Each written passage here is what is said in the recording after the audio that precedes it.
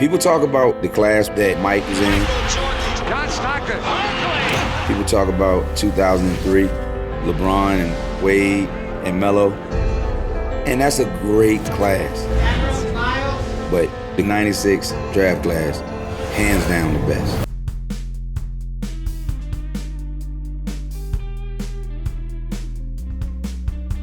Okay, back with a good one, man. Today we got a special guest. We got Marcus Mann in the building.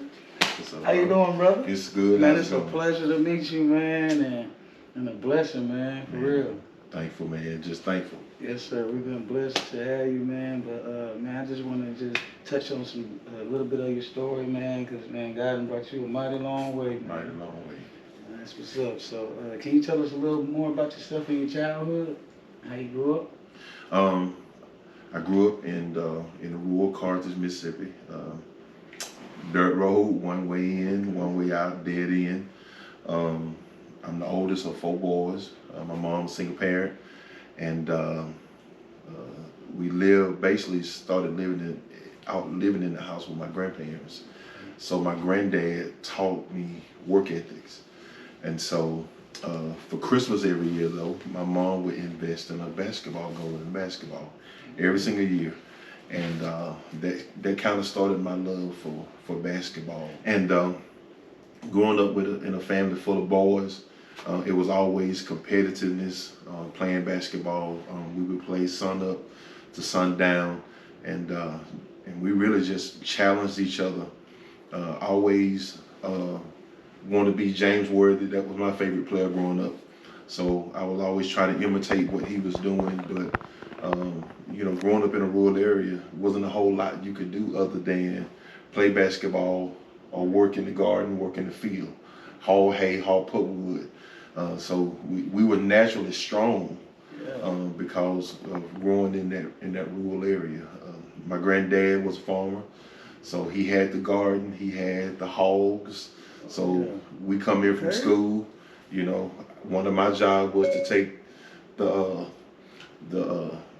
leftovers, or what we call the slop, to the hog pen to feed the hogs. And it was always constantly something going on to make us realize that if we wanted something in life, we got to work for it. Right. When did you know like you wanted to play basketball? Like, man, this is it.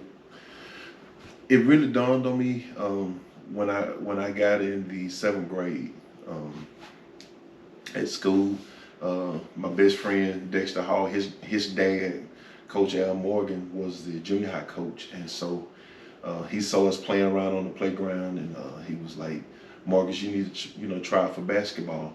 And in my mind, I'm thinking, I'm good enough to play pickup ball, but not organized ball. Right. But Coach Morgan taught us the game, and so I realized then, hey, I could actually do something with this. And at the time, I was short. I wasn't tall, so he had me playing guard and shooting guard. So I was about 5'3", 5'4", and but that was when I realized that I could do something with it. Okay, so how tall are you now? I'm 6'7". Wow. So when you start like getting taller? It was the year between my 8th grade and 9th grade year, the summer. Man, I went from like 5'10" to like 6'3" in the course of a summer. I just grew, and I didn't realize I was growing like that, and until it was almost time for us to go back to school, and Mama was like, I need y'all to try these pants on to see if I need to get some more pants. And man, my jeans were high water, man. I grew just that tall. Right. But during the course of that summer, man, I just grew. Okay.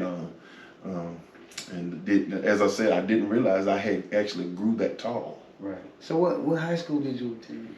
I went to South League High School in Walnut Grove, Mississippi. Unfortunately, it no longer exists now. It's actually Lee County High School now. Our school district went through a lot of challenges and what have you, and so there's only 2 schools now. in the county. But when I was in school, you had South Lee, Carthage, Thomastown, Edinburgh. You had 4 schools in the county, so they just consolidated into 2 schools. So you played ball there too, right? Yeah. Okay. Yeah. Ninth through 12 or what? Ninth through 12th grade. Okay. So did y'all get a championship? Man, we went to the state playoff all my 4 years, my 9th grade year to my 12th grade year, and we won it my 10th grade year. Okay. And my 11th and 12th grade year, we ended up in the championship, but we came up short those 2 years. And what college you went to? After high school, I went to Mississippi State out of high school, and I stayed there 1 week. It really didn't gel like I thought it would, so I left and we went to East Central Community College in Decatur, Mississippi. And at the time, I had to go JUCO if I wanted to play. If I would have transferred to another D1 at that time, I would have to sit out a year. So I didn't want to sit out, so I went to JUCO at East Central Community College, and there we won a state championship. It had been 40 years since they had won a state championship. So my freshman year at East Central, we won a state championship. Big. That's big. And that was the only college you went to? After East Central, which was is 2 years college, Okay. I went to Mississippi Valley. Mississippi Valley State has the nation's leading rebounder in Marcus Mann. Well, Mann averaging 13 rebounds a game, but getting 6 at the offensive end. There's a dunk by Mann and a foul. Leading the nation that particular year in rebounding. You know, my stats showed that I was the real deal. All right. And the craziness about that decision was I was being recruited by Wake Forest, University of Florida, Alabama, Texas, UCLA, Cincinnati, you name it. I was being recruited. And what happened was my granddad and I was sitting outside, and he was like, boy, which he always called me, boy, where are you going to go to school? And I was like, Grandpa, I don't know. And he said, well, you got to remember, you the one got to go. Right. Go where you'll feel happy. And so this was the turning point in my decision, was when he said, remember, our schools need talent too.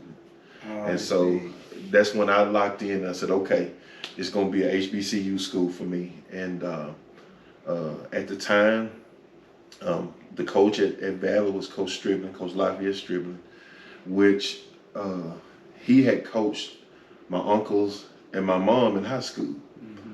And so when I was making the decision to go to Mississippi Valley, this is the crazy part, they was talking about closing the school. So so here I am in limbo trying to decide, am I gonna still go or are they gonna keep the school open? And so being a person of faith and prayer, you know, I prayed and I said, okay, God, what am I gonna do? Right. And he was like, just go forth. And I went to Mississippi Valley. They didn't close it. Man, had a phenomenal career at Mississippi Valley. I won SWAC Player of the Year. Okay.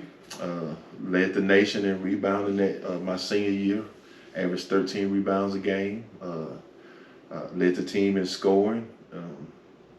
So it was somewhat they call man among boys. Right. And so, but I mean, I had an awesome time at Valley, and realized that I had the opportunity to even go to the next level. That's what's up, man. Where's your grandfather? Is he still living? No, my grandfather passed away in 2010, and my granny, I'm a granny's boy. She passed away in 2016. Man. We rest up to that, man, for telling you. Man, that was I love what he told you, man. How did that lead you to the 1996 draft? I was on the radar, coming from an HBCU school, and you know, and that's a message within itself to a lot of players that feel like they got to go to Duke, North Carolina, and all that to get recognized. You play, they'll find you. Right. And so I was on the radar for a lot of teams, and so I started getting invited to camp. I went to Portsmouth camp. I got invited to the pre-draft camp in Chicago. and worked out for a couple teams, for Portland Trail Blazers, Houston Rockets, Philadelphia 76ers, worked out for them, had individual workouts for them, and after I went through the pre-draft camp, my stock kind of went up, coming from an HBCU school, and it was there that I met a guy named Dwight Thomas, who led me to a guy named Kevin and Carl Poston, who became my agent. And it was from then on that they began to maneuver and work on my behalf. That's big, man. Hey, y'all hear that now, man? Hey, you ain't gotta be in no dupe or none of that, man. This man right here is a living testimony. Swag. Yes, sir. That's what's up, man. Tell us about the draft night, man. And how did it feel when your name was called?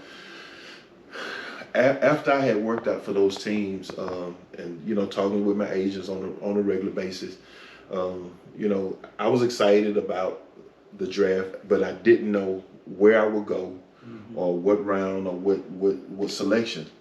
And so I remember we was all at my mom's house. My granddad, my granddad, they was all there. All my family was at the house, and when they came on, it was like Golden State selects Marcus Mann, second round, 40th pick. Golden State selects Marcus Mann of Mississippi Valley State. Man, it was like, I was in a state of shock. And I can remember my brothers, they running through the house and everybody just screaming and yelling. And man, I was literally in shock, and I'm sitting there like, man, this just happened for real. Yes, and I remember the phone rang, and it was Golden State calling me to congratulate me. So I went down to my room, and I'm sitting on the side of the bed. I'm on the phone with them, and they was like, we've always watched you play. We feel like you can help our team. And mind you, I never worked out for them, so I didn't even know they was interested in me. And they never even said anything to my agents. And so they was like, but we've been watching you. We like your demeanor. Most of all, we like the way you carry yourself as a person. And they was like, we look forward to you being a part of our team. And they was like, you have some mail coming. And the next day, man, I had boxes of gear. I mean, like jerseys, t-shirts, socks, shorts, basketball, shoes. I had just boxes of stuff that just started coming in, and man, that's when it really dawned on me, man, this just happened. I just got drafted for real. And mind you, I'm the little kid that lived on the dirt road now, in the rural area, town of Carthage, Mississippi. And I'm like, man, that just really happened. Man, how do it feel to come out with Allen Iverson, Kobe Bryant, Ray Allen, Marbury, Stephon Marbury, Antoine Walker. Man, you've seen those guys play on TV. And when we played in the NCAA tournament, we played Georgetown. So we played against AI. Wow. And so, it was like, you actually saw him in action, in person. And I mean, phenomenal player. But we was fortunate again to make it to the NCAA tournament, and I did well in that game, and man, and then when the draft came and you hear those guys' names called, and here comes Kobe out of high school. Rest up Kobe, baby. And Jermaine O'Neal coming out of high school, and all these other guys that you've seen play on the national level. I mean, here I am. To really put it in perspective, I was considered, being drafted with those guys, I was considered one of the best players in the world. Right. If that's the, if you look at it that way. And man, you talking about humbled and honored, man, just to know, hey, I'm in that 1996 class, which people are saying now was probably the best class to ever come come through, Oh, yeah. you know, the NBA. So man, just to be a part, and I'm humble, man. Okay, how did you stay humble though? Like, was it where you come from, or what made you so humble? Cause man, Man, you know, it's tempting for you to become somebody you're not. right. But it goes back to my training, living with my grandparents, and one of my granny's favorite sayings, walk close to the ground, so when you fall, you ain't got far to go. So man, I never forgot that, man. And so, you know, and being a person of faith, you know, I realized that my talent, my gift, you know, it was a God-given. And so I wouldn't dare take the credit for it. Right. And so all of that just factored into me saying, you know, just stay humble, and you know, in due season, you know, God exalt. Don't exalt yourself, because we've all seen so many people that put themselves up on at a real high level, and man, it was a hard fall. Yes, sir. And some never recovered. Yes, So you know, seeing those people, and then you know, my upbringing is what really kept me humble. Right. Man, why didn't you pursue it? Why didn't, like, man? When I got drafted, you know, I was excited about it, and I was excited about where my career was gonna go. And man, it was one day in practice. I didn't want to be there, and I'm like, that's unusual because I love basketball. And I was like, well, you know, just shake it off, you'll be okay. So I went through the practice, man, and I remember going back to at the time where I was staying, and man, I fell asleep across the bed, and I had started dreaming, and just this big, huge black hole, and the people standing all around it, and I'm falling down the hole, and I'm reaching, trying to grab people, but I could never touch them. I could never grab them, and I just hear this voice that says, "Can't nobody save you but me." And I'm like, who is that? And you know, and it was like, God is talking. Can't nobody save you with me. And I wake up, and I'm like, what the devil was that? What was that all about? And man, I just broke out in tears. And so I'm like, God, what was that all about? And God was like, I allowed your dreams to come true. This is one of your dreams. I allowed it to come true. But this is not where I want you. And I'm thinking, okay, what is you talking about? And God was like, I want you to do something different. And so, I was like, well, what is it? And just like you and I talking, but just like God and I talking, I was like, well, what you want me to do? And he was like, I want you to do ministry. And I was like, okay, I get it. But I can do ministry and basketball too. Right. And God was like, do you trust me? And I said, yes, I trust you. And I was like, why would you ask me that, God? I trust you all my life. He said, if you trust me in this season of your life, I want you to walk away. And I'm sitting there like, God, really? You do that to me? And this was right after I had signed my contract. Wow. This was right after my agents had maneuvered and worked, got me a signing bonus. And God said, hey, I let your dreams come true, but I want you to leave. This is not where I want you. And I wrestled with that. I wrestled, and it got so bad that I was starting to be late for practice. And you know, when you're late for practice, they fine you. Right. Like the first time I was late for practice, it was like 10 minutes. And I get my little check stub. They fined me $750 for being 10 minutes late for practice. Wow. And so I'm looking, I'm like, okay, you got to get yourself together. So I go out on the court, man. I'm just going through the motion. And Rick Alderman, who was the coach at the time, he was like, Marcus, are you okay? What's going on? And I was like, Coach, I don't know, man. And made it through the practice. I go back to where I'm staying. I'm like, okay, God, I get the picture. I surrender. Whatever it is you want me to do, I'll do. And he said, okay, I want you to leave. And I walked away. Yeah, God, I trust you. He was like, the basketball is done. I just need you to preach my word and trust me in the whole process. I said, okay, God, if you really want me to leave, I said, you paved the way for me to leave. And so on the first night of the regular season game, Golden State was getting ready to play. I was on a plane headed back to Mississippi. Excuse me. And all carry-on items are completely underneath the seats in front of you. I literally walked away. I turned my back on it all and walked away. That's big, Mark, man. Got bigger plans, man. Bigger mission, but man, some people wouldn't understand that, man. You know what I mean? Man, I caught all kind of ridicule from people. You know, people that commentated. They was like, you know, why would you do such a thing? You know, you're drafted, and you know, and I walked away and didn't even tell my teammates that I was gone. I just left. I packed up and I left. And my agents, they were like, "Don't you do nothing? We're on our way." And I'm like, "Dude, you don't have to come, man. This is a God thing right here." And when I made it back to Carthage, Mississippi, you already know the mentality. When I was drafted, I'm everybody's boy.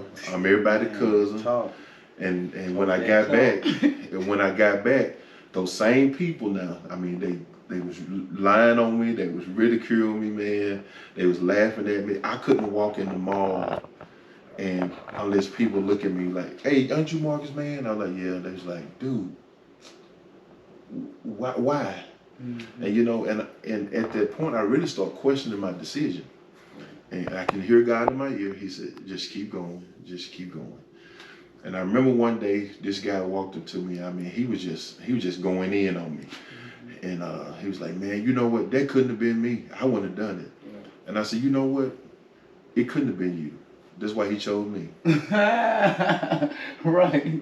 You're right. He chose me, yeah. It couldn't have been you. I said, "That's why he chose me." And he taught me in that journey, it's all about obedience, man. Yes, sir. It's all about obedience. And man, I can say today, I don't regret that decision. Right.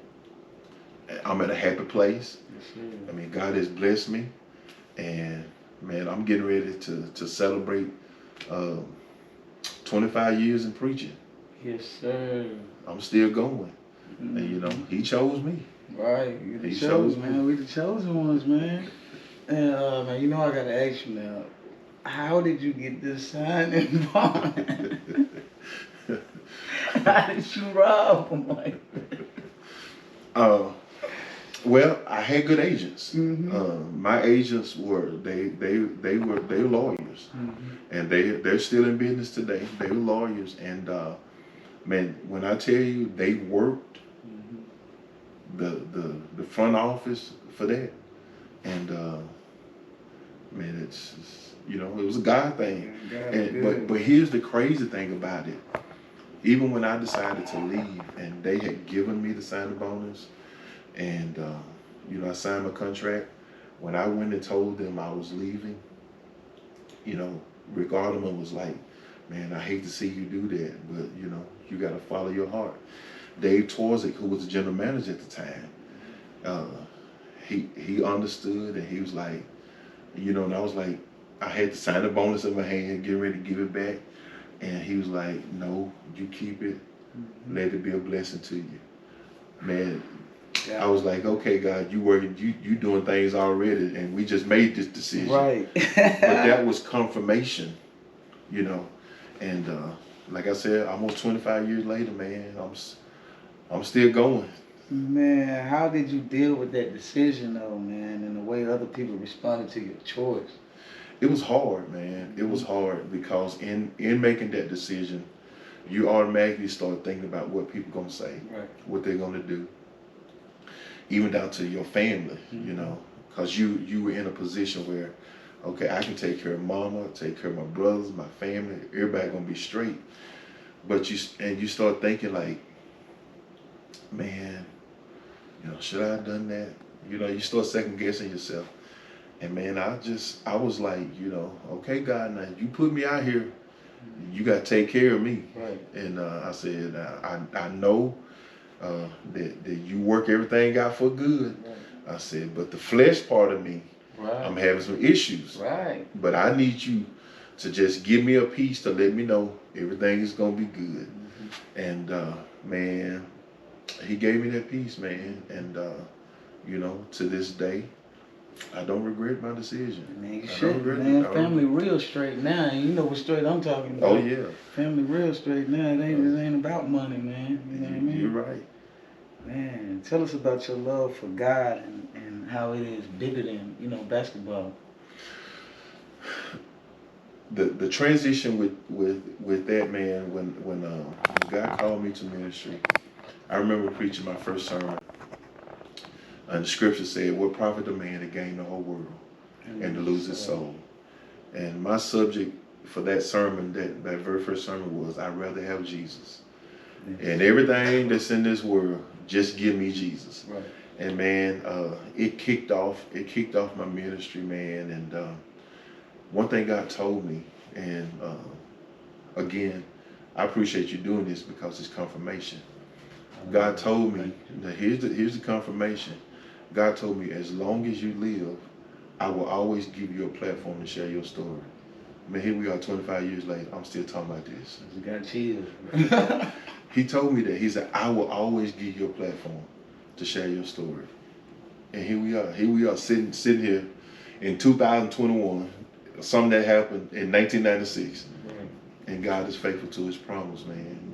And so, you know, ministry has been a blessing to me, man. And, you know, in that transition into ministry, I decided on my own, and a lot of people don't know this, to go back and play basketball. I went to the CBA. I went to La Crosse, Wisconsin to play for the La Crosse Bobcats. Nobody knew that. And I was like, I'm going to try this thing again, you know. And man, the first part of the season, it might have been the second or third game, knee injury. Wow. And I was like, when I went down, I was in my mind, I was like, dude, you had no business out here. And so I go get the MRI, and I shattered my patella, and I did damage underneath my kneecap. And so when I went through the surgery and started going through the rehab, God reminded me, he said, this thing ain't gonna ever heal right. He said, but that's gonna be your thorn to remind you, you should have never been out there. And so I kept having issues whenever, I ended up having 4 surgeries on this knee. And they ended up sending me to UAB. And I can't remember the doctor's name, but it was the doctor that did Herschel Walker's hip replacement.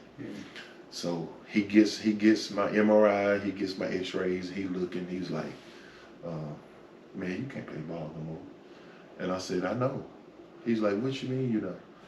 I said, I shouldn't have been playing in the first place. And he said, okay, you lost me.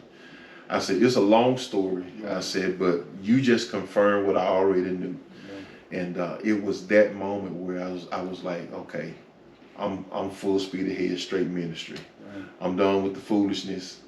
Okay, I got an injury now to remind me what it's all about. And man, even to this day, like when my knee hurts, it takes me back to that moment of what I'm supposed to do and my commitment. So it was then that I committed myself to ministry.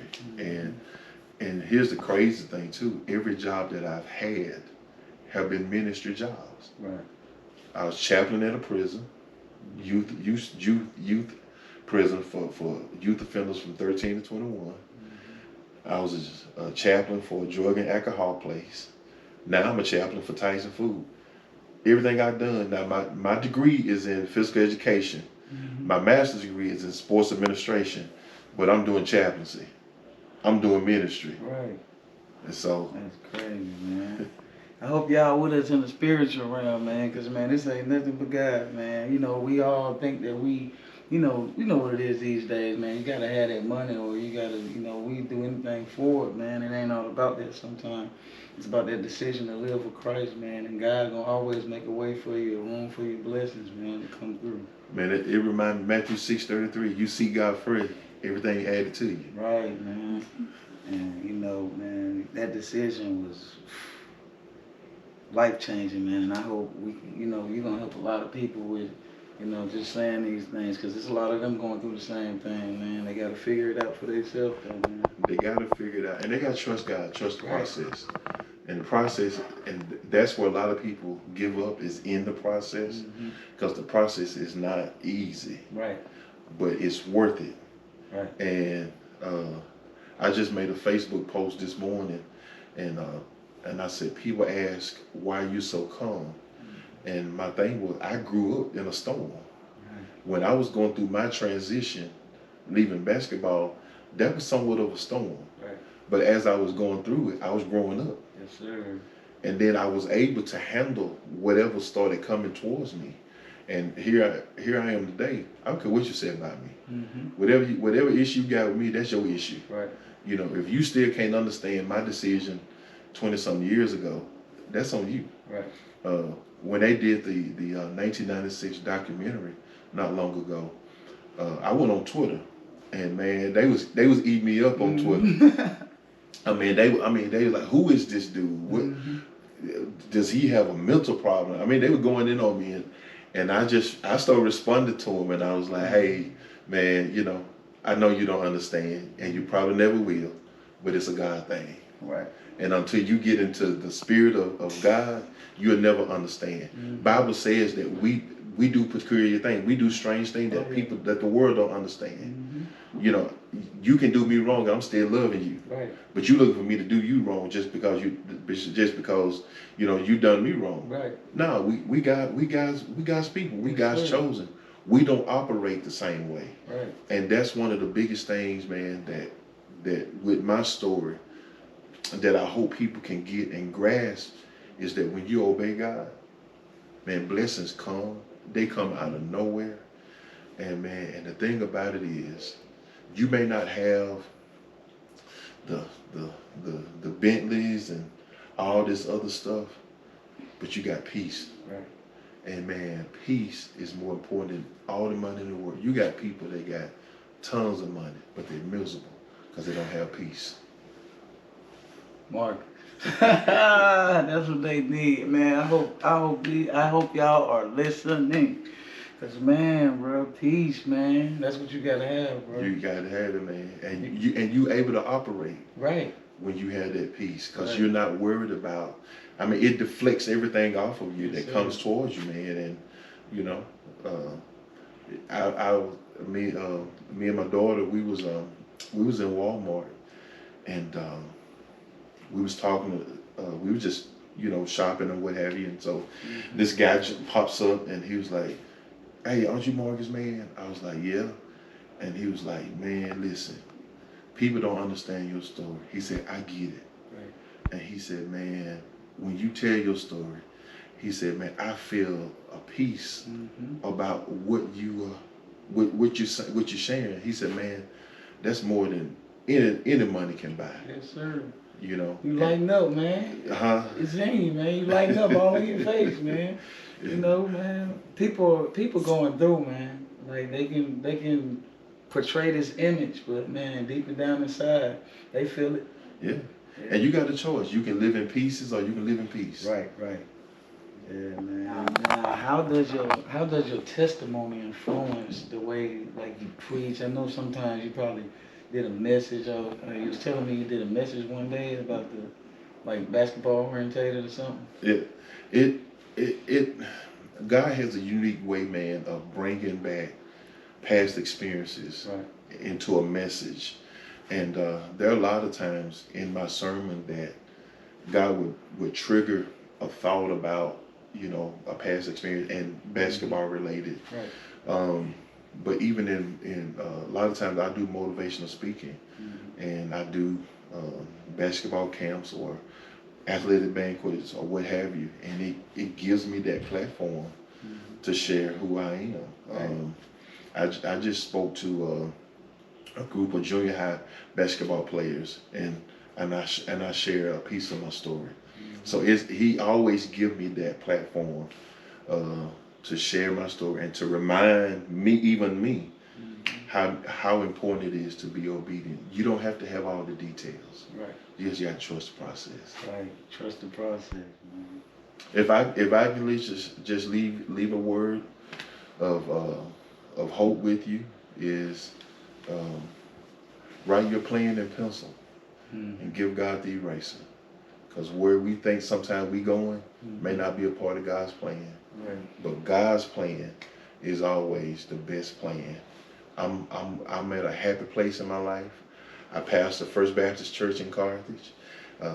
We're growing, and I mean, I just give God glory that, you know, He chose me to be a vessel for Him, and I don't regret not 1 minute of it. Yes, sir. Man, we thank God for you. As I look back over my life, I can see all of the things God brought me through. When I was at my lowest point, the devil tried to take my mind. That's when I grabbed hold of my faith, knowing that God would see me through. And I'm so thankful I can stand here and say, I'm a survivor. Oh, yes I am. I survived all of the things I went through. I'm more than a conqueror. I am a survivor. Look at me. I'm still standing. I'm still holding